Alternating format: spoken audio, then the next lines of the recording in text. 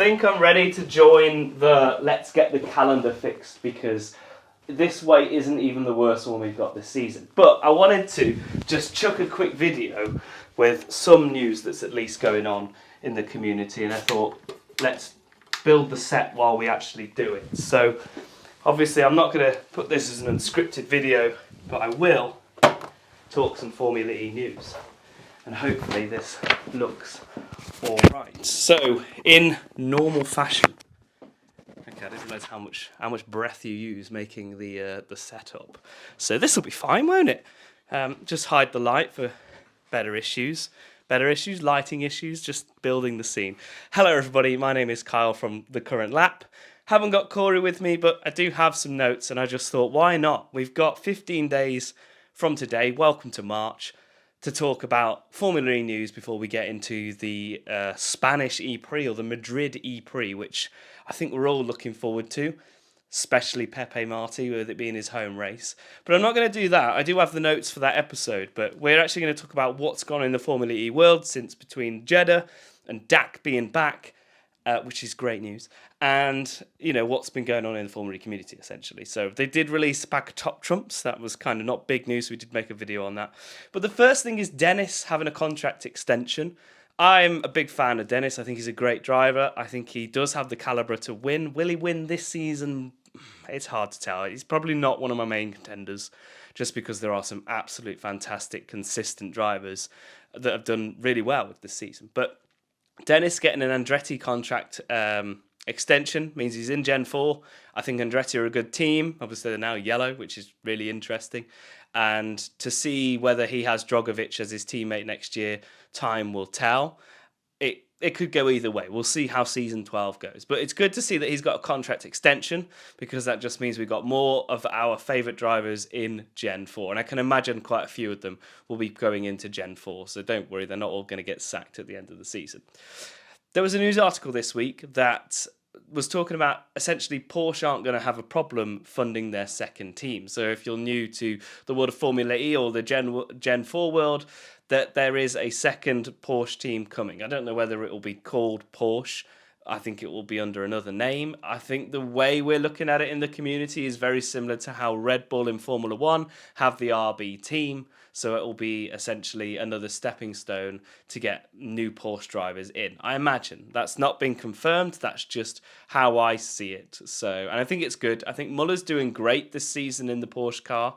But I think if they had that stepping block, Porsche are the kind of top team in our sport. They are renowned to just being very good at what they do across all different types of car racing as well. They do all the others, and it's just one of those where I think, yeah, Porsche have a name that they want to keep, having a second team to build better drivers to compete with Verline, because he is, yes, probably a Formula E GOAT, if not already. So, but to have a second team, that's exciting. So there is rumoured to have a few more, and how Opel are going to get into the sport, because that's another rumour, will be interesting. But to see that they're reporting that there's going to be no financial problems and Porsche are going to be able to fund this second team just means that the sport is not as struggling as some say it kind of is. So something else I wanted to talk about before we get to Madrid is the fact that Antonio Felix da Costa got that win. DAC is back is the phrase we've all been saying, which is Antonio Felix da Costa. That's where DAC comes from. It's like his initials. And it was great. As a new da Costa fan, because I wasn't here when he won his World Championship, but I picked him as a driver last season. Obviously, he didn't do so great. And then this season, he's just the one that I've been rooting for. And I know he's got a good calibre. He can take Verline on head-to-head. So it was very exciting to see him win that race. And I wanted to bring it up because, yes, he is back on form in this new Jaguar team. But I wanted to just mention that obviously I want him to win the championship. Is it possible? Yes, because he's only kind of 30 points now behind.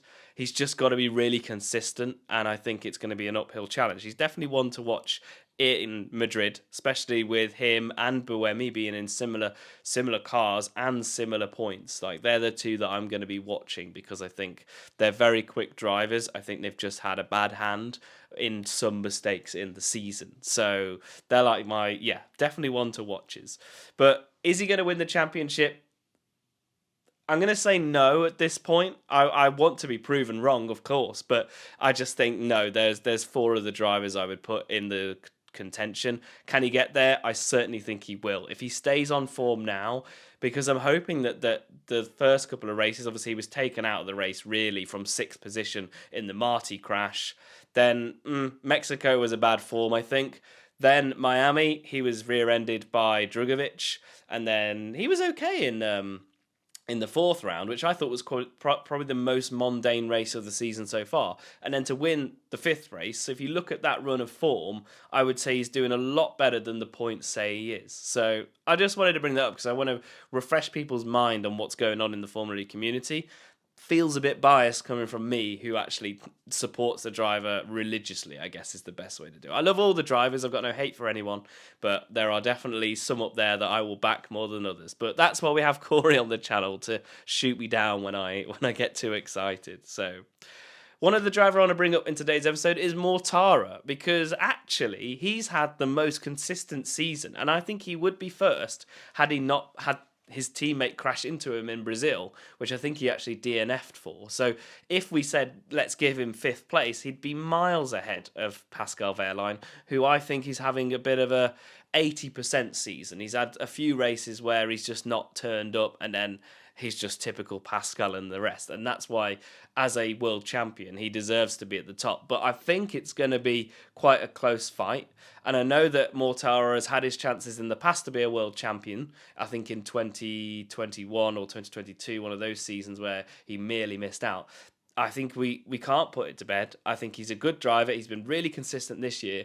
And I've said it in every episode, they were the fast in testing. It means nothing, but it shows that they do have a good car underneath them. And he looked quick in testing, and he has been spectacular in season 12. So I wouldn't write him off, but he's the one right now I would say is likely to win the championship. But I'm only doing that on averages, which, well, normally statistically would say he could be the world champion. But we'll wait. We will wait. Come round 10 and 11, we'll certainly know if he's consistent enough. And then the final thing I wanted to mention was there's been a lot of talk, hasn't there, about Formula 1 and Formula E and Max Verstappen saying it's Formula 1 or it's Formula 1 on steroids, or Formula E on steroids, that was it. He was referring to Formula 1 being just this energy conservation. And actually, Max didn't mean that in a nasty way. He just doesn't want the sport not to be the fastest one at the front. Our sport, Formula E, is about energy conservation, and having the race last week with the charge stop, the pit boost stop, and then having the race with not, you could see how the races were completely different and they brought something to the sport. But Formula 1 is going to be very interesting this season, and that's why I wanted to bring it up, because the long waits, this is why I'm doing this video, because I want to talk about Formula E, and Corey gets chewed his ear off every week. But I wanted to just say that I'm actually looking forward to Formula 1 as I don't want to say ex-Formula 1 fan, I just lost touch with it because I just thought too predictable, and I want chaos on the weekend. I don't want a Sunday, I know who's going to finish the race in first by qualifying.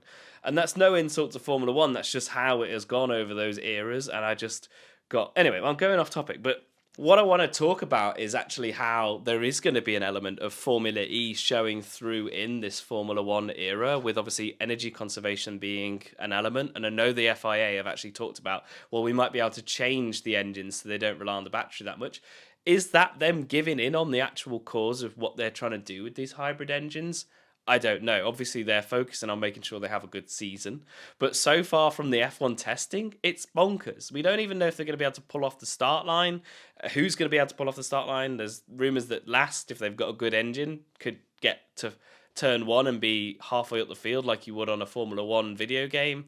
Like, there is that excitement of the unknown, and I think that is something that F1 had lost over the couple of years. So I'm rating these new regulations to see how they are.